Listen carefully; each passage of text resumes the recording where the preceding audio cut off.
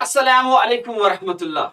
Welcome again to this lecture series for class 9th जहां पे बेटा हमने एक चैप्टर स्टार्ट किया है ग्रेविटेशन। अभी तक बेटा हमने इस चैप्टर के 3 लेक्चर्स दिए हैं। अगर कोई स्टूडेंट बेटा ये लेक्चर देख रहा है तो प्लीज पहले पहले 3 लेक्चर्स आप देखो, ताकि ये बिल्कुल एक सीक्वेंस वाइज चल रहा है, ताकि ये आपको हर कोई बात यहां से बेटा क्रिस्टल क्लियर हो जाए।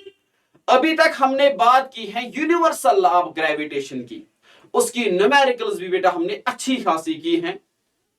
और आज जो है लेक्चर 4 में बेटा हम बहुत ही इंपॉर्टेंट टॉपिक एक पढ़ेंगे, free fall and acceleration due to gravity.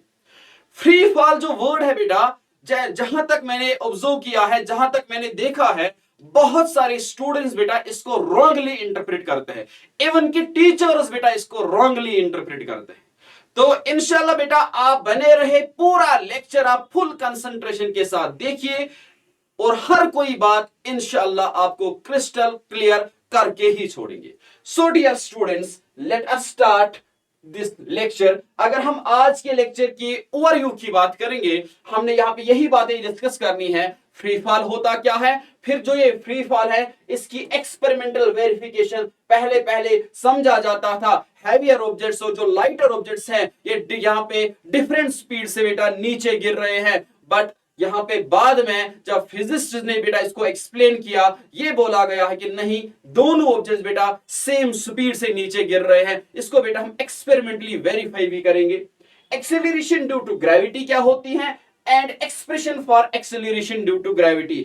जहां पे भी बेटा आप एग्जाम दो, चाहे किसी स्कूल में दो, चाहे कोचिंग सेंटर में दो, ये क्वेश्चन बेटा बहुत ज्यादा इंपॉर्टेंट बनता है for examination point of view. And then after that हम डिस्कस करेंगे जो वैल्यू ऑफ जी क्या होता है, स्मॉल जी जो है एक्सेलरेशन ड्यू टू ग्रेविटी, अर्थ पे क्या होता है और मून पे क्या होता है।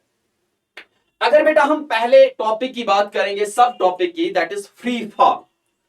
देखिए बेटा इसको रॉन्गली इंटरप्रेट क्यों किया जाता है। फ्री मीन्स की छोड़ना और फॉल, फॉल मीन्स गिरना।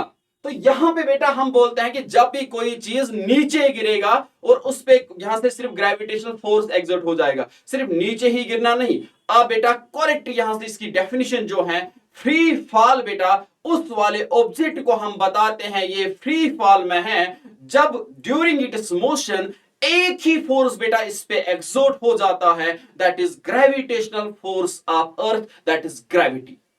तो क्या यहां पे मैंने बेटा डेफिनेशन लिखी भी है, when an object is moving only under the influence of gravitational force of earth. Means जब भी बेटा मैं कोई ऑब्जेक्ट यहां से यहां पे मींस ऊपर की तरफ फेंकूं या नीचे की तरफ फेंकूं, तो ड्यूरिंग इट्स मोशन इस पे बेटा एक ही फोर्स जब एक्सर्ट हो जाएगा, उसी को बेटा हम बोलते हैं फ्री फॉल। ठीक, with no other forces acting on it is called a free fall, and the body having a free fall is called a freely falling body। क्या मतलब, देखिए बेटा आपको मैं इस तरह समझाऊंगा। अगर मेरे पास ये गिलास स्लैब है, ठीक है, कोई भी चीज अब ऑब्जेक्ट है कोई भी, अब अगर मैं इसको इस तरफ फेंकूं तो दैट मीन्स इनिशियल वेलोसिटी मैंने 0 दी है, तब भी ड्यूरिंग इट्स मोशन क्या और कोई फोर्स इसको एक्सर्ट हो रहा है। इग्नोर एयर रेजिस्टेंस, हम समझेंगे सपोज ये वैक्यूम में हमने छोड़ा है, एयर रेजिस्टेंस भी नहीं है, बट जब बेटा ये नीचे आ रहा है ना, नीचे की ओर, ड्यूरिंग इट्स मोशन क्या और कोई फोर्स इस पे एक्सर्ट हो रहा है सिवाय ग्रेविटेशनल फोर्स, हम बेटा इसको बोलेंगे फ्री फॉल।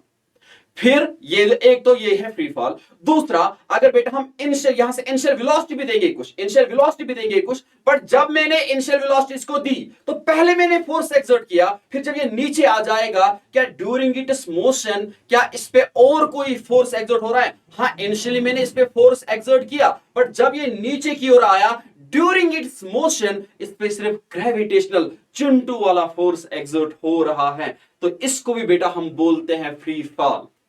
तो याद रखना, अगर इनिशियल वेलोसिटी 0 भी है उसको भी फ्री फॉल, और अगर इनिशियल वेलोसिटी कुछ हमने दी भी तब भी बेटा ये नीचे की ओर जब आएगा ड्यूरिंग इट्स मोशन उस पे एक ही फोर्स एक्सर्ट होगा, क्योंकि पहले इनिशियली तो मैंने कुछ फोर्स एक्सर्ट किया, बट ड्यूरिंग इट्स मोशन कोई फोर्स एक्सर्ट नहीं हो रहा है सिवाय ग्रेविटेशनल फोर्स, उसको भी बेटा हम बोलते हैं फ्री फॉल।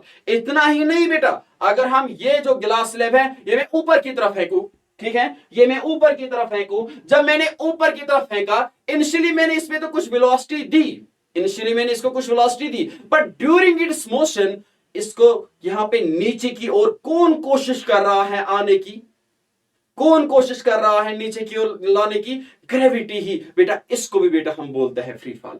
इसलिए मैंने यहां पे ये कुछ डायग्राम्स दिए हैं, अगर यहां पे ड्रॉप करेंगे कोई बॉल, ये भी फ्री फॉल है। अगर बेटा हमने ऊपर की तरफ फेंकी है बट ड्यूरिंग इट्स मोशन कोई भी फोर्स एक्सर्ट नहीं हो रहा है सिवाय बेटा ग्रेविटी, इसको भी बेटा हम बोलेंगे फ्री फॉल। या प्रोजेक्टाइल मोशन में कर्व्ड पाथ में किसी ऑब्जेक्ट को हमने फेंका तो उसको भी बेटा हम बोलेंगे फ्री फॉल। एग्जांपल्स यहां से, a sky driver falling from an airplane, airplane से देखो बेटा, एयरप्लेन का कुछ फोर्स था, जब वो नीचे से आया तो दैट मींस पहले एयरप्लेन का तो फोर्स था उस पे, बट जब ये एयरप्लेन से डिटैच हो गया, बाहर निकला, तो फिर बेटा इसको सिर्फ धरती ही अपनी ओर खींचेगी, उसको बेटा हम बोलते हैं free fall. Falling rain drops from the sky, तो रेन ड्रॉप्स अगर आ जाएंगे नीचे, उसको भी दैट मींस कौन सा फोर्स एक्सर्ट हो रहा है ड्यूरिंग दिस मोशन, यहां पे धरती, यहां से अर्थ। ए बॉल थ्रू वर्टिकली अपवर्ड्स और डाउनवर्ड्स, उसको भी बेटा हम बोलते हैं फ्री फॉल। इसलिए बेटा इस वर्ड से कभी भी कंफ्यूज नहीं होना। फॉल मीन्स गिरना, गिरना तो दैट मीन्स सिर्फ नीचे की ओर नहीं, अगर हम ऊपर की ओर भी फेंकेंगे बट ड्यूरिंग इट्स मोशन अगर एक ही फोर्स एक्सर्ट हुआ, उसको बेटा हम बोलेंगे फ्री फॉल। अब देखो समझो मेरी बात को, अगर ये ग्लास स्लैब है, इसको मैं इस तरफ ये नीचे की ओर ला रहा हूं, मेरा जो मस्कुलर फोर्स कंटिन्यू उस पे एक्सर्ट हो रहा है, इसको बेटा फ्री फॉल नहीं बोलेंगे। हुआ क्लियर? फ्री फॉल मीन्स धरती के हवाले करना, मीन्स ऊपर की ओर जब मैंने फेंका, इसको ड्यूरिंग इट्स मोशन एक ही फोर्स एक्सर्ट होता है, दैट इज चिंटू वाला फोर्स, ग्रेविटी। तो यहां पे बेटा इसको हम बोलते हैं फ्री फॉल।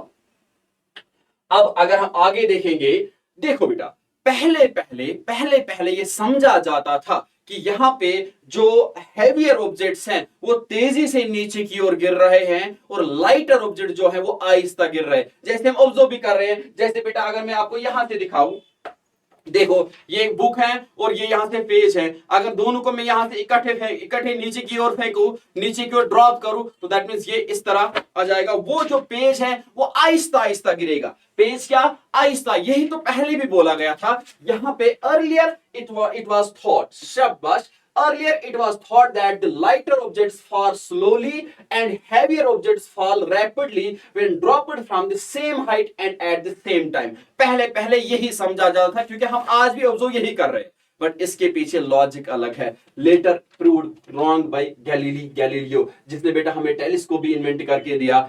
गैलीली ने बोला नहीं भाई लोग, ये बात गलत है, हर कोई ऑब्जेक्ट सेम स्पीड से नीचे की ओर आ रहा है, सेम एक्सेलरेशन प्रोड्यूस हो रही है। आपको क्यों लग रहा है? एयर रेजिस्टेंस की वजह से। क्या मतलब? अगर बेटा देखो, अब आप ये घर में भी कर सकते हो, अब मींस आप लेक्चर देख रहे हो, बिल्कुल आप पास करो और यहां से बुक पे बेटा एक पेज रखो, ठीक है, जब हम यहां से नीचे की ओर इसको फेंकेंगे इस तरह, दोनों तो इकट्ठे गिरे ना, तो क्या यहां पे अगर मैं इस पेज को नीचे की ओर रखता तो आप बोलते कि बुक ने इस पे फोर्स एक्सर्ट किया और कंटिन्यूस अपने साथ लिया, बट मैंने तो ऊपर लिया। तो जब ये अलग से मैंने रखा था ना, इसमें बेटा एयर रेजिस्टेंस ज्यादा मींस ये लाइटर था, एयर रेजिस्टेंस इस पे इफेक्ट ज्यादा कर रही थी, तो इसलिए बेटा हमें लगा ये आहिस्ता आहिस्ता गिर रहा है as compare to book, but ऐसी बात नहीं है, ये एयर रेजिस्टेंस की वजह से। गैलीली ने बोला कि नहीं, ये लीनिंग टावर ऑफ पीसा पे चढ़ा और वहां पे बेटा इसने दो स्टोन्स फेंके, एक तो बड़ी स्टोन और दूसरी छोटी स्टोन, ये दोनों बेटा eight the same time strike हुए ग्राउंड को। आप घर में बेटा ये बात यहां से प्रूव भी कर सकते हो। स्लेब में बेटा आप यहां पे कोई बड़ा सा पत्थर और छोटा सा पत्थर आप गिराओ, दोनों बेटा सेम स्पीड से नीचे गिरेंगे और सेम टाइम में स्ट्राइक करेंगे ग्राउंड को, एज कंप्यूटर। अगर आप पेज उठाओगे, पेज को बेटा छोड़ोगे और पत्थर को छोड़ोगे, बट पेज आहिस्ता आहिस्ता गिरेगा। और यही बात पहले यहां से बोली गई कि हाँ, lighter object fall slowly but heavier object जो है वो फॉल रैपिडली, बट ऐसी बात नहीं है। गैलीलियो ने बोला ये आपको लग रहा है because of air resistance, lighter objects पे बेटा जो सरफेस एरिया ज्यादा होगा उस पे एयर रेजिस्टेंस इफेक्ट ज्यादा कर रही है, इसलिए आप ये चीज और गैलीलियो की बात को बेटा सपोर्ट किया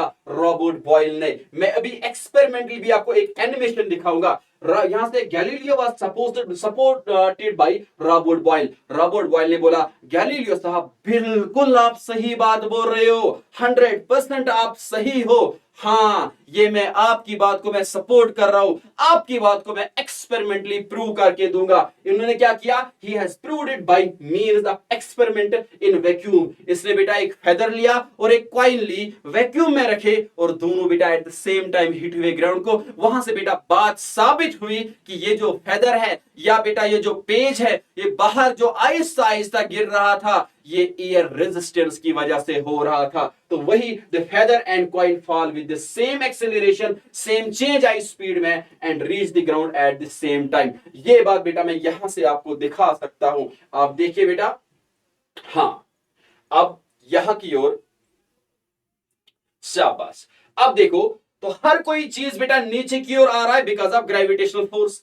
अब पहले पहले क्या समझा जाता था, ये जो पत्थर यहां पे है और यहां से बेटा ये कॉटन बॉल है, कॉटन बॉल ये बेटा यहां पे जब नीचे गिरा रहे हैं और ये एट द सेम, ये कॉटन बॉल जो है वो आहिस्ता आहिस्ता गिर रही है और पत्थर पहले गिर रहा है। यही ऑब्जर्व पहले कर रहे थे। तो ये इसमें एक कंक्लूजन निकाला गया था कि नहीं, जो लाइटर ऑब्जेक्ट्स है वो आहिस्ता आहिस्ता गिर रहे हैं और जो हैवियर ऑब्जेक्ट्स थे वो तेजी से गिर रहे हैं। बट यहां से गैलीलियो ने बोला नहीं लोग, नहीं भाई लोग, ये आप गलत बोल रहे हो, ये एयर रेजिस्टेंस को अपोज कर रहा है। आप एयर रेजिस्टेंस हटाओ, आपको बेटा दोनों objects eight the same time hit हो जाएंगे ग्राउंड को। देखो बेटा, ये गैलीली साहब था जिसने हमें पार दिखाई, एक्सपेरिमेंटेशन की। ठीक है, इसलिए बेटा इसको हम बोलते हैं फादर ऑफ मॉडर्न साइंस भी बोलते हैं। हाँ, गैलीली ने बोला नहीं, ये यहाँ पे एयर रेजिस्टेंस की वजह से हो रहा है। और इसकी बात को बेटा यहाँ पे रॉबर्ट बॉयल ने, देखो बेटा रॉबर्ट बॉयल ने क्या किया है, ये मेरे पास एक्सपेरिमेंट है। ये बेटा बोतल एक है और इसमें फेदर और कॉइन है। ठीक है, इसमें यहां से क्या किया पहले मैं समझाऊंगा आपको। देखो बेटा, हाँ अब इन्होंने क्या किया पहले, शाबाश, ये बोतल एक है और यहां पे बेटा कॉइन और फेदर बिल्कुल बॉटम में रखे और इससे एयर पूरा का पूरा निकाला गया बाहर। ठीक है, फिर क्या, फिर इसको जब हम इन्वर्ट करेंगे तो एयर अब नहीं है ना। तो अगर वो कंक्लूजन होता लाइटर ऑब्जेक्ट्स फॉल स्लोली, तो फिर तो यहां पे फेदर बाद में गिरना चाहे। आप देखो बेटा दोनों एट द सेम टाइम गिर रहे हैं। देखो फेदर है कॉइन है, बिल्कुल eight the same time hit हो रहे हैं इस यहाँ पे नीचे की ओर। तो दैट मींस इस बात से बेटा, इस एक्सपेरिमेंट से बिल्कुल ये क्लियर हुआ कि लाइटर ऑब्जेक्ट हो या हैवियर ऑब्जेक्ट हो, जो फोर्स एग्जर्ट हो रहा है ना अर्थ से, तो उसकी वजह से एक्सेलरेशन दोनों में सेम प्रोड्यूस हो जाती है। एक्सेलरेशन दोनों में सेम प्रोड्यूस होती है, सेम टाइम बेटा ये हिट हो जाएंगे ग्राउंड को। तो ये अभी तक था फ्री फॉल की बात। अब एक्सेलरेशन ड्यू टू ग्रेविटी क्या होता है, देखो बेटा समझो मेरी बात को। एक्सेलरेट, अगर हम बोलेंगे acceleration means change in speed, change in velocity. और वेलोसिटी में चेंज तब आ जाएगी जब फोर्स, अनबैलेंस्ड फोर्स एक्सर्ट हो जाएगा। क्योंकि हमने पढ़ा है, बिल्कुल सेकंड चैप्टर में पढ़ा है कि कोई भी बॉडी बेटा तब तक एक्सेलरेट नहीं हो सकती है जब तक ना उस पे फोर्स एक्सर्ट हो जाए। इस बॉडी की बेटा वेलोसिटी तब तक चेंज नहीं हो सकती है जब तक ना इस पे कुछ फोर्स एक्सर्ट हो जाए। और ये धरती जो है चिंटू वाला फोर्स, जब किसी ऑब्जेक्ट पे बेटा ये एक्सर्ट हो जाता है, उसकी स्पीड कंटिन्यूअसली ये चेंज करता है। वेलोसिटी, या आप समझो कि अगर स्ट्रेट लाइन की बात करेंगे, स्पीड और वेलोसिटी उस वक्त सेम है, इसलिए बेटा मैं इंटरचेंज कर रहा हूं स्पीड और वेलोसिटी को, क्योंकि मैं स्ट्रेट लाइन की बात कर रहा हूं। जब बेटा ये नीचे आएगा, इसकी वेलोसिटी अगर कंटिन्यूअसली चेंज हो गई, तो हम बेटा बोलेंगे बॉडी एक्सेलरेट हो रही है। और किसकी वजह से हो रही है, इस चिंटू वाले फोर्स की वजह से, इस ग्रेविटी की वजह से यहां पे चेंज हो रहा है। तो इसी को बेटा हम बोलते हैं एक्सेलरेट हो जाना ड्यू टू चिंटू वाले फोर्स से, ड्यू टू ग्रेविटी। तो यही मैंने बोला, the acceleration due with which a body falls towards the earth due to the earth's gravitational pull of earth is known as acceleration due to gravity. Irrespective of its mass, it is denoted by g. क्या देखो यहां पे क्या बोला गया, अब is known as acceleration due to gravity irrespective of its mass. Yes my dear student, जो मैंने अभी फ्री फॉल बोला, तो हर किसी बॉडी में बेटा सेम एक्सेलरेशन प्रोड्यूस होती है, बिल्कुल ऑब्जर्व किया गया, और हम मैथमेटिकली भी अभी ये प्रूव भी करेंगे। चाहे लाइटर ऑब्जेक्ट हो, चाहे बेटा हैवियर ऑब्जेक्ट हो, दोनों में एक्सेलरेशन सेम प्रोड्यूस होती है। तो एसआई यूनिट जो है ये तो एक्सेलरेशन ही है ना, तो एक्सेलरेशन अब ड्यू टू ग्रेविटी क्या होता है, अब दैट मीन्स बॉडी की स्पीड, यहां से वेलोसिटी चेंज होना बिकॉज ऑफ चुंटू वाले फोर्स से, बिकॉज ऑफ ग्रेविटी, उसको बेटा हम बोलते हैं एक्सेलरेशन ड्यू टू ग्रेविटी। और एसआई यूनिट ऑफ एक्सेलरेशन क्या है, मीटर पर सेकंड स्क्वायर, क्योंकि एक्सेलरेशन ही है तो एक्सेलरेशन का एसआई यूनिट क्या था, मीटर पर सेकंड स्क्वायर। तो इसकी कौन सी खता है, इसका भी बेटा एसआई यूनिट है यहां पे मीटर पर सेकंड स्क्वायर। शाबाश। अब देखिए बेटा, अब यहां पे the value of g at the surface of earth is 9.8 metre per second square. तो जो सरफेस ऑफ द अर्थ के यहां पे नजदीक मीन्स कि 10 मीटर 20 मीटर 30 मीटर से जब हम नीचे गिराएंगे वो बेटा एक्सेलरेट हो जाता है 9.8 metre per second square. Sir इसका मतलब क्या है एक्सेलरेट होना, मीन्स हर एक एक सेकंड के बाद इसकी वेलोसिटी बन जाएगी, मीन्स कि यहां पे इंक्रीज हो जाएगी 9.8 मीटर पर सेकंड से। क्या मतलब, देखो बेटा समझो मेरी बात को, अगर हम टी रखेंगे 0, टी क्या रखेंगे 0, उस वक्त बेटा अगर इसकी रुकी हुई बॉडी है, वेलोसिटी है बेटा 0, डन।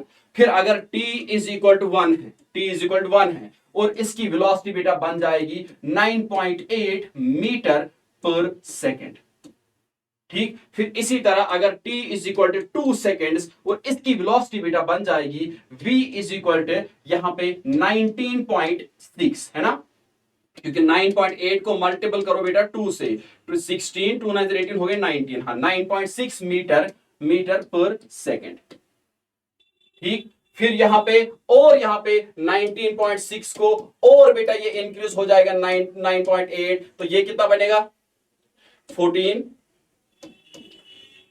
19, हाँ तो 29. यहाँ पे 29.4, तो t is equal to 3 second के बाद यहां से बेटा वेलोसिटी बन जाएगी 29.4 मीटर पर सेकेंड। बेटा इस तरह ये चेंज हो रहा है। फिर से देखो 14 1 है कैरी, 9 हो गए 18 हो गए 19, हाँ बिल्कुल 29.4 मीटर पर सेकेंड। देखो बेटा अगर एक सेकंड की बात अगर हम करेंगे, एक सेकंड के बाद इसकी वेलोसिटी क्या बनी 9.8, अब और एक सेकंड तो इसकी वेलोसिटी क्या बनी 19.6, तो चेंज कितनी आई 19.8। हर किसी बॉडी में बेटा इरेस्पेक्टिव ऑफ इट्स मास, चाहे आप पेन नीचे गिराओ इसकी भी वेलोसिटी बेटा बढ़ जाएगी, हर किसी सेकंड के बाद इसकी बन जाएगी 9.8 मीटर पर सेकंड। मींस के पहले यहां पे जब मैंने यहां से गिराया तो इसकी वेलोसिटी यहां से 0 थी, यहां पे फिर 9.8, अगर एक सेकंड हुआ, फिर यहां से 2 सेकंड अगर हुए यहां से यहां तक, फिर इसकी बन जाएगी 19.6 मीटर पर सेकंड।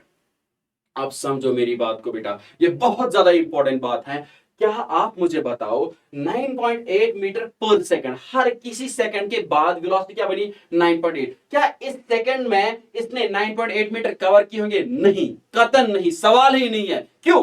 क्योंकि बेटा ये 9.8 मीटर पर सेकंड एक सेकंड के बाद बन जाएगी वेलोसिटी, और इनके दरमियान मींस पहले 0 था, फिर 0.6 बना, 0.12 बना, 0.18 बना, इस तरह कंटिन्यूअसली यूनिफॉर्मली चेंज हो रहा है, और लास्ट में एक सेकंड के बाद ये इमीडिएटली यहां से 9.8 कंटिन्यूअसली नहीं रहती है वेलोसिटी, तो ये यहां पे 9.8 बनता है। अब इसमें कितनी डिस्टेंस इसने कवर की होगी बेटा, एवरेज डिस्टेंस, एवरेज वेलोसिटी निकालो, औसत कितनी वेलोसिटी रही होगी, तो initial plus final divide by 2 हम निकालते हैं ना, और यहां से एवरेज वेलोसिटी जब आपको मिली तो यहां से बेटा एवरेज वेलोसिटी होता है average displacement divide by time, फिर एवरेज वेलोसिटी जो आपको आ जाएगी मल्टीपल 1 के साथ डिस्प्लेसमेंट। अगर बेटा मैं आपको दिखाऊं यहां पे कितना ये कितनी डिस्टेंस से कवर करेगा, average velocity means 0.0 plus 9.8 divide by 2, initial plus final divide by 2 करते हैं ना, एवरेज वेलोसिटी निकालते हैं when body is uniformly accelerated, उस वक्त ये फॉर्मूला है ना एवरेज वेलोसिटी की,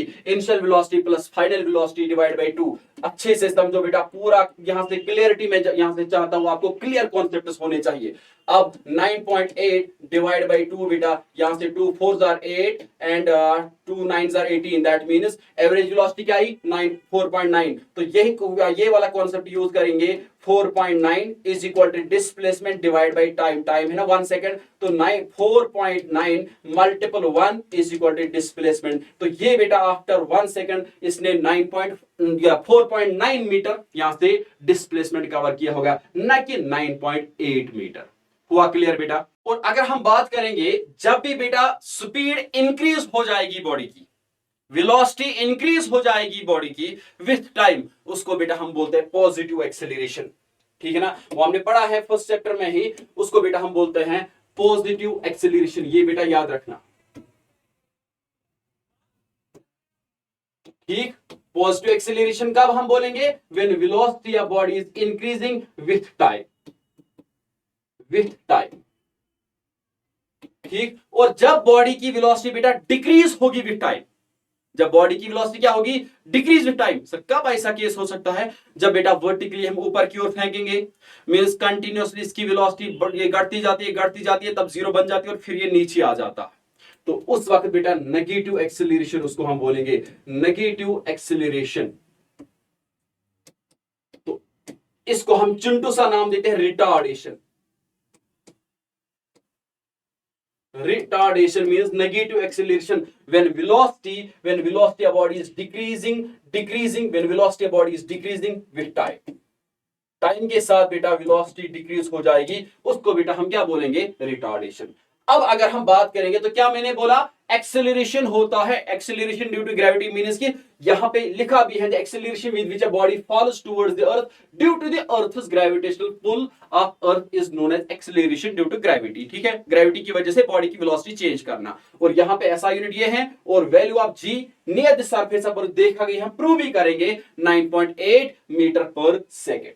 अब बेटा इसका हम यहां पे एक्सप्रेशन जो मोस्ट इंपॉर्टेंट बनता है एग्जाम के लिए, देखो बेटा अगर हम कोई यहां से कोई ऑब्जेक्ट हम कंसीडर करेंगे, कोई ऑब्जेक्ट हम कंसीडर करेंगे, चलो ठीक है, कोई ऑब्जेक्ट हम कंसीडर करेंगे जिसका मास m है। देखो बेटा समझो मेरी बात को अच्छे से, यहां पे अगर हम कोई ऑब्जेक्ट हम कंसीडर करेंगे जिसका मास बेटा m, लिखा है consider a body of mass m near the surface of the earth. ये बेटा सरफेस ऑफ द अर्थ है, near the surface of the earth means 1 metre अगर ऊपर होगा, 2 मीटर ऊपर होगा, 10 मीटर ऊपर होगा, ये हम कंसीडर करेंगे near the surface of the अर्थ, क्योंकि रेडियस है 6400 किलोमीटर, तो ये 1 मीटर, 10 मीटर, 20 मीटर ये नेग्लिजिबल है। बट जितना हम ऊपर ऊपर जाएंगे, इस जी यहां से एक्सेलरेशन ड्यू टू ग्रेविटी का वैल्यू फिर डिक्रीज होता है, वो हम बाद में और एक लेक्चर में देखेंगे, वेरिएशन ऑफ जी। हाँ, the force acting on the body is gravitational force of earth, जो अर्थ की वजह से इस पे फोर्स एक्सर्ट होगा that is gravitational force of earth. The magnitude of gravitational force acting on the body due to the earth is given bye.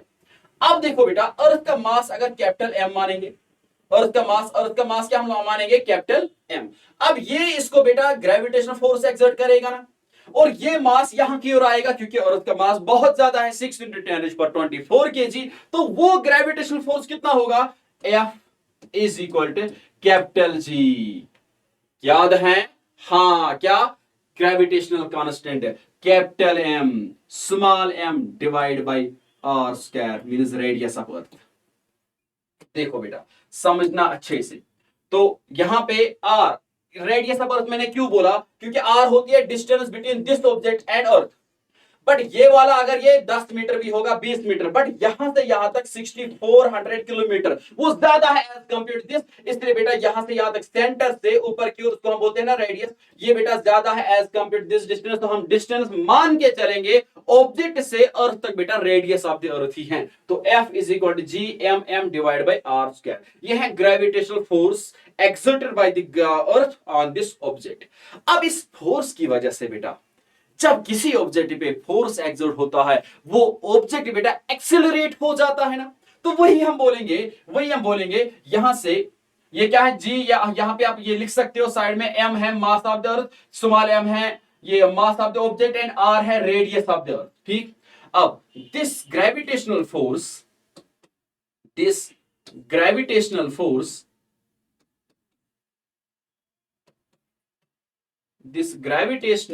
force produces acceleration in the body,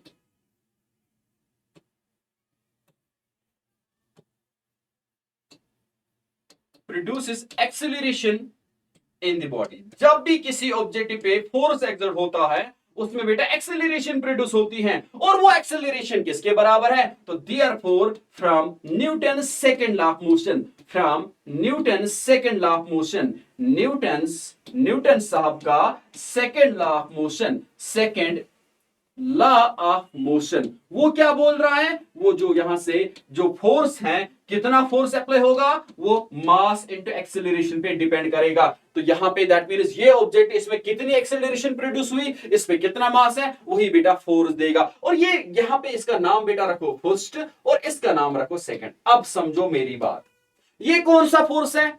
धरती इस पे force exert कर रही है। ये कौन सा फोर्स है? धरती इस पे फोर्स एक्सर्ट कर रही है। इस वाली इक्वेशन से हमें मिलता है एक्सेलरेट कितना हो रहा है, इस वाली इक्वेशन से हमें मिलता है कितना फोर्स है। बट दोनों फोर्सेस तो सेम है ना, दोनों तो ये चिंटू वाला फोर्स ही है। तो इसलिए बेटा फ्रॉम फर्स्ट एंड सेकंड, अगर हम यहां करेंगे from first and second, from first and second, from first and second, जो यहां पे बेटा जी यहां पे हाँ, अब एक चीज यहां पे देखो बेटा, mass into acceleration due to gravity, a तो है acceleration, but acceleration due to gravity बेटा हम स्मॉल जी से रिप्रेजेंट करते हैं, इसीलिए यहां पे हम वही स्मॉल जी से पहले हम दिखाएंगे। देखो बेटा, इसको हम और लिख सकते हैं, जो फोर्स हैं ये बेटा m इंटू स्मॉल जी, इसका नाम रखो बेटा सेकंड। डन, क्योंकि ये एक्सेलरेशन किसकी वजह से? चिंटू वाले फोर्स की वजह से, उसको बेटा हम बोलते हैं एक्सेलरेशन ड्यू टू ग्रेविटी। अब यहां पे from first and second m into g is equal to बेटा capital G capital M small m divide by r square. देखते जाओ बेटा, बहुत इंपॉर्टेंट बात यहां से चल रही है। अब ये है मास ऑफ द ऑब्जेक्ट, ये भी क्या है? मास ऑफ द ऑब्जेक्ट, ये उड़ जाएगा। तो यहां पे बेटा जो g का वैल्यू आ जाएगा capital G capital M divide by r square. इसको बेटा इंटरप्रेट करो। अब जो अभी मैंने बोला, चाहे लाइटर ऑब्जेक्ट हो चाहे हैवियर ऑब्जेक्ट हो, दोनों में बेटा सेम एक्सेलरेशन प्रोड्यूस होती है। वो बेटा इस मैथमेटिकल इक्वेशन से भी बिल्कुल हमें रिफ्लेक्ट हो रहा है। क्या? कैपिटल जी क्या है? Gravitational constant. कैपिटल एम क्या है? मास ऑफ द अर्थ। क्या यहां पे मास ऑफ द ऑब्जेक्ट आया? नहीं ना। तो ये मैथमेटिकली बेटा प्रूव हो गया, this acceleration due to gravity does not depend on the mass of the object. कितना भी मास ऑब्जेक्ट का होगा उस पे ये डिपेंड नहीं करता है। ये किस पे डिपेंड करता है? प्लेनेट के मास पे। अब देखो, मास ऑफ अर्थ है 6 इंटू 10 रेज़्ड पावर 24, ये अर्थ है, ये अर्थ है। और मास ऑफ द मून जो है 7.4 इंटू 10 रेज़्ड पावर 22। इसलिए बेटा मून पे एक्सेलरेशन ड्यू टू ग्रेविटी कम होगी एज कंपेयर टू अर्थ, क्योंकि अर्थ का मास ज्यादा है। और ये जी बेटा, यहां पे जी जो है small g acceleration due to gravity mass of the planet पे डिपेंड करता है, न कि mass of the falling object जो गिर रहा है उस पे डिपेंड नहीं कर रहा है। ये बेटा किस पे डिपेंड कर रहा है? मास ऑफ द प्लेनेट पे। तो यहां से बेटा ये यहां पे जो डेरिवेशन है बहुत ज्यादा इंपॉर्टेंट है। चलिए बेटा, अब यहां पे अगर हम बात करेंगे, अब ये जी जो है on the surface of the earth कितना है? ये जितना हम ऊपर ऊपर जाएंगे ये कम होता जाएगा। जरा देखो क्यों, देखो क्यों। ये जो आर है असल में डिस्टेंस है, ठीक है, distance of object and earth. But यहां पे अगर object near the surface of the earth है, फिर approximately radius of the earth है। ये डिस्टेंस जब बढ़ जाएगी जी तो घटेगा ना, जी तो घटेगा ना। इनवर्स रिलेशन है, जितना distance between object and earth वो बढ़ेगा बढ़ेगा बढ़ेगा बढ़ेगा ज्यादा, उतना बेटा जी का वैल्यू कम होता जाएगा। डायरेक्ट रिलेशन है मास ऑफ द अर्थ के, जितना बड़ा ज्यादा मास है उतना जी का वैल्यू बेटा ज्यादा होगा। डन। चलिए बेटा, अब value of G on the surface of earth, surface of earth पे वैल्यू ऑफ जी क्या होगा? अब देखो बेटा, बहुत सिंपल है, बहुत सिंपल है। जो जी है बेटा ये capital G capital M divide by R square है। जरा वैल्यूज ही दे दो। अब कैपिटल जी है, यहां पे ग्रेविटेशनल कांस्टेंट याद करो 6.67 into 10 raised power -11 newton metre square पर केजी स्क्वायर। यूनिट लिखने की जरूरत नहीं। Into mass of the earth कितना है 6 इंटू 10⁻24 और रेडियस ऑफ द अर्थ, यहां पे radius of the earth 6400 kilometre है। अब किलोमीटर को अगर हम मीटर में कन्वर्ट करेंगे तो 64 इंटू 10⁻, वो 3 और ये 2 हो गए 5, मतलब 1 किलोमीटर में 1000 मीटर 10⁻³ और ये 2 जीरो 10⁻5 हो गया। अब डेसिमल अगर यहां पे लेंगे तो ये बनेगा 6.4 इंटू 10⁻5। बिल्कुल हमने न्यूमेरिकल में डिटेल में इनके बारे में बात की। यह 10⁻6 है, ये 10⁻6 है। अब देखो बेटा, या ऐसी कैलकुलेशन हमने की भी है, यहां पे 6 को मल्टीपल करना है इसके साथ, वो आएगा 40.02, ठीक है ना, डिवाइड में यहां पे और मल्टीपल आ जाएगा 10⁻24 माइनस 11 कितना आ जाएगा 10⁻2, 10⁻, ये सॉरी सर 10⁻13, हाँ एक सेकंड, तो 4 यहां से आएगा 1 और यहां से आएगा बेटा 10⁻13, डिवाइड में क्या आ जाएगा 6.4 का होल स्क्वायर, वो आ रहा है 40.96 अप्रॉक्स, मल्टीपल बेटा 10⁻12, ये बेटा यहां पे आ जाएगा 40.0, यहां आएगा अप्रॉक्स 0.98 और मल्टीपल बेटा बेस आर सेम, तो यहां से एक्सपोनेंट्स आर सबट्रैक्टेड, तो ये 10 आएगा, तो ये बेटा 9.8 यहां से मीटर पर सेकंड स्क्वायर, जो बेटा हम बार बार अभी बोल रहे थे, जब भी near the surface of the अर्थ कोई ऑब्जेक्ट होगा उसकी वेलोसिटी में बेटा हर किसी सेकंड के बाद वो बन जाती है 9.8 और ज्यादा ऐड होता जाता है, वो बेटा बिल्कुल हमने यहां से प्रूव भी करके दिया। डन। इसी तरह बेटा यहां पे अभी मैंने बोला सरफेस ऑफ द मून पे बेटा जी का वैल्यू कम होता है, बिल्कुल बेटा यही जी का वैल्यू अगर हम देखेंगे capital G capital M mass of the moon है इस वक्त ये, और रेडियस ऑफ द मून है, रेडियस ऑफ द मून देखते जाओ, जी का वैल्यू आ जाएगा 6.67 into mass of the moon है अप्रोक्स 7 पॉइंट, ये सॉरी पहले ये 10⁻⁻11 कहां गया, तो 10⁻⁻11 मल्टीपल 7.4 इंटू 10⁻22 kg डिवाइड में रेडियस ऑफ द मून, तो याद करो 1737 किलोमीटर था ना अप्रोक्स, इसको भी अगर हम यहां से कन्वर्ट करेंगे तो 10⁻6 मीटर बनेगा ना ये, तो 1.7 इंटू 10⁻6 का होल स्क्वायर, इसको बेटा अगर आप खुद सॉल्व करोगे ना तो जी का वैल्यू आपको approx 1.6 metre per second square आ जाएगा। तो यहां पे दैट मींस हर किसी सेकंड के बाद मून पे बॉडी एक्सेलरेट हो रहा है और हर किसी सेकंड के बाद 1.6 मीटर पर सेकंड इसकी वेलोसिटी बन रही है, तो यहां पे कम। अब यहां पे जो ये जी का वैल्यू है ना, तो ये कितने टाइम्स ज्यादा है अर्थ पे एज कंपेयर टू मून, ठीक है, या मून पे कितना है 1/6 times as that of earth. क्या मतलब, देखो अगर इनको डिवाइड करेंगे, ग्रेविटेशन ये g acceleration due to gravity at moon, एक सेकंड, एक्सेलरेशन ड्यू टू, देखो आप acceleration due to gravity at moon divide में acceleration due to gravity at earth, तो ये आया मून पे बेटा 1.6 है और यहां से बेटा ये 9.8 है, तो जब अगर आप देखोगे, देखो 16 1 16 16 6 हुआ अप्रोक्स 96, ये है 16 मल्टीपल 6 6 36, हाँ 96, तो अप्रोक्स बेटा 1/6 आया। तो वही मैं बोल रहा हूं यहाँ पे g is equal to 1/6 times यहां से ग्रेविटेशनल फोर्स, यहां से acceleration due to gravity at earth, बेटा यहाँ पे दैट मींस 1/6 टाइम्स, यहाँ पे ये मून पे एक्सेलरेशन ड्यू टू ग्रेविटी है 1/6 times acceleration due to gravity at surface of the earth. क्या मतलब सर, अगर यहाँ पे ये जो देखो बेटा 9.8 मीटर पर सेकंड से हो रहा है ना एक्सेलरेट, तो मून पे होगा 9.8 डिवाइड बाई 6, वही आएगा 1.6 मीटर पर सेकंड स्क्वायर। बेटा क्योंकि फिजिक्स का उसूल ही है, हमने कुछ थ्योरेटिकल बातें की तो बिल्कुल न्यूमेरिकल पे आ जाओ। तो ये बेटा आज का जो टॉपिक था एक्सेलरेशन ड्यू टू ग्रेविटी, बहुत इंपॉर्टेंट बात है, फिर से ये वीडियो देखो, कहीं पे कोई इश्यू आ जाए बेटा, पूरी जो यहां से वैली टीम है आपके साथ बेटा बिल्कुल शाना बशाना खड़ा है। आप सिर्फ कमेंट सेक्शन में लिखो तो इंशाल्लाह मैं हर किसी सवाल का हर किसी जो भी आपका क्वेश्चन होगा, हर किसी क्वेश्चन का बेटा इंशाल्लाह मैं आपका ये आंसर दूंगा, ठीक है। तो मिलते हैं बेटा आपके साथ लेक्चर नंबर 5 में, जिसमें हम वेरिएशन ऑफ जी के बारे में बात करेंगे and difference between small g and capital G है क्या। तो तब तक अल्लाह हाफिज।